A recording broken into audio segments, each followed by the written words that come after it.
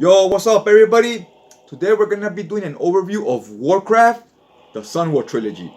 Not sure if this is based on any type of video game continuity or anything like that, because I'm not familiar with the video games. I do know they have some comic books and they have some manga. So this is the Sunwell Trilogy, hence the name Trilogy. It does have a volumes, volume 1, 2, and 3, all in one big hardcover book. It's like a 3-in-1, but in hardcover. 3-in-1 meaning 3 volumes in one book. Or sometimes they're called omnibuses. So yeah, let's do a brief overview of this. Check out the extras, the physical quality and so forth. So let's get to it. Okay, so let's measure the book real quick. This is it's 11.5 inches tall and it's 7.5 inches wide. Now to get a better idea of how big this book is the size of your Berserker hardcover, quite a bit bigger. Look at all that. And it's super light, like it's really light. It doesn't weigh anything. So I'm curious to know what kind of paper they use for this.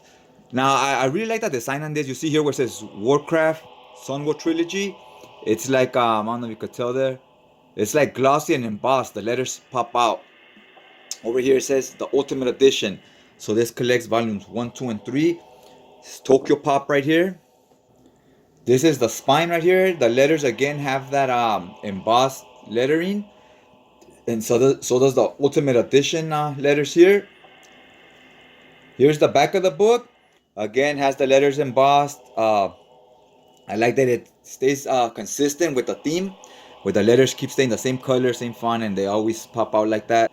Now here you get some beautiful orange end pages. The first few pages are in color. And look at that, the colors really pop, very bright. It's a high fantasy, it's Warcraft. I'm pretty sure we're all familiar with what Warcraft is. It's your goblins, your knights, your sorcerers, and so forth. Now to me, it's a debate with manga for a lot of people, whether it's meant to be in black and white or in color. To me, it's like a case-by-case scenario.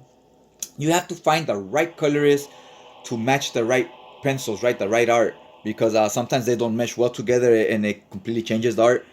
Here, for example, this doesn't look bad. I like the way the colors are and so forth, but the art does look completely different with this digital coloring compared to how it looks with the pencils. It looks like a different artist. So you get quite a few pages in color. Look at here. This really pops, very majestic with the icebergs and so forth. See quite a few pages here. This is just like a prologue. After this, then now you get the story started. Ultimate Edition, so forth and so forth. Now you get a few pages like this. It's kind of like a light novel. You get quite a few pages like that. It just gives you the background of the story as far as who these races are, who the orcs are, who the night elves are, and so forth. So you can know why they're fighting and what their ambitions and so forth are, right? Then we get to the story here. Look at this beautiful cover. It looks huge when you see it in person. Nice artwork. Now here's how the covers look in black and white. The first volume, it's called Dragon Hunt. That's how it looks in black and white. Now let's see how it looks in color. Here's how it looks in color. Looks real nice. These colors mesh really well with the artwork. It feels like it didn't change the artwork or the style at all. It looks the same, just in color. Like I said, sometimes that's not always the case, depending on the color. Look at this beautiful 2-page spread. This starts off with the dragon. See, look at here all the detail that goes into the dragon and so forth. And even in the background, in the ocean, the water.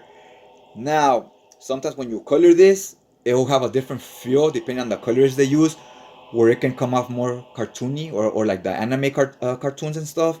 So when it's in black and white, it looks more realistic and it has like a different feel or tone, if you will. That's why, like I said, you have to find the right colorist. Like sometimes color pencils on this type of art will look better than digital colors. So we start off with this character. He's our main protagonist. He's a were-dragon. If you're familiar with high fantasy books, a lot of times the dragons, it's a person that turns into a dragon. So he would be one of them, and that's a whole race, right? You have your elves, you have your dwarves, and so forth, and you have were-dragons. But the were-dragons are like a more rare species or race, if you will. There's less of them because they are more powerful. They're dragons, right? If you had just as many dragons as humans, then the dragons would always win, right? So here he is, and this girl finds him. They're trying to capture him because he's a dragon, so trying to use him as a weapon, if you will. whoever could control the dragons, you know, that wields a lot of power. It's a lot more stronger than an axe, right? How they say on Game of Thrones, axes and arrows don't win wars, dragons do. So this doesn't have a Game of Thrones feel, but the story is similar to those where they're all looking for the eggs, for the dragons, and so forth. Same here. So she's been good to this guy. She saves him when these hunters are gonna catch him.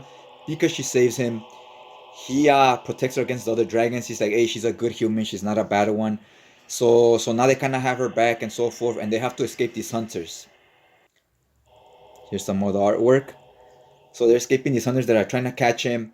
And at the end of the day, it's kind of one of those stories like you're much again like in Game of Thrones, where you have the dead are rising from their graves and whatnot. So you have like zombies, and now all the humans, orcs, dwarves, and whatnot all team up together because they realize we have to stop having war with each other, and we all have to work together to fight these Walking Dead.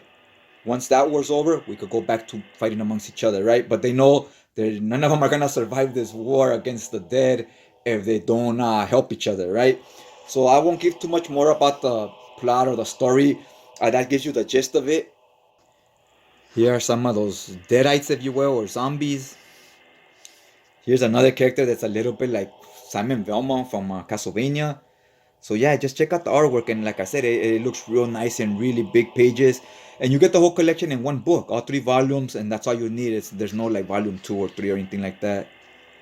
Here's Gemini's bookmarker. This is where I'm at the book right now myself. Look at that. I mean, look at how detailed that art is. I was really enjoying it, and it looks great in black and white. Again, I wouldn't mind it in color if you get the right colorist, right? You gotta have the right team together. Okay, so this is some of the artwork you will get inside. Look, she's a black dragon. She's one of the characters in the book. This is our main protagonist. He's a blue dragon. So you have different types of dragons that are meant for different things. Now here you get a card. This is from like I believe a board game or something. The card came in here too in the book. You see it's the same exact artwork, but here you get it much bigger. So that's pretty cool.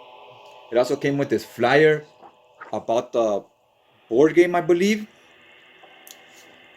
And then it has like the little poster here. This is the cover to volume 2, I believe. Here's the black dragon again. This cover is wicked. I really love this cover. It looks clean. Here's some more covers to the other volumes. This is a variant cover. Look at this one. This one looks real nice right there. And look at the dragon over here. So detailed, and that looks awesome. But the character himself, once he's colored, he looks completely different. His face, the girl looks kind of the same. And the cover we saw earlier. Now here you get some rough sketches and so forth. Alright. Here we get the characters that are in the story. And then here the creators themselves. Some of the behind the scenes process. So yeah, it's pretty cool. It's a pretty cool book. Once I finish reading it, not sure if I'm gonna read it again. I don't think it's something I'm gonna feel the need to reread, but I really do love the art. I'll probably put it up on eBay or something. If you guys are interested, let me know. $20 ship. Just message me or message me on Instagram. I'll put the link to my Instagram in the description down below. Hopefully you guys enjoyed this video. You got something out of value out of it. If you were curious how the book looks or how the interior art looks, if you did, go ahead and hit that like button. Other than that, I'll check you guys out next time.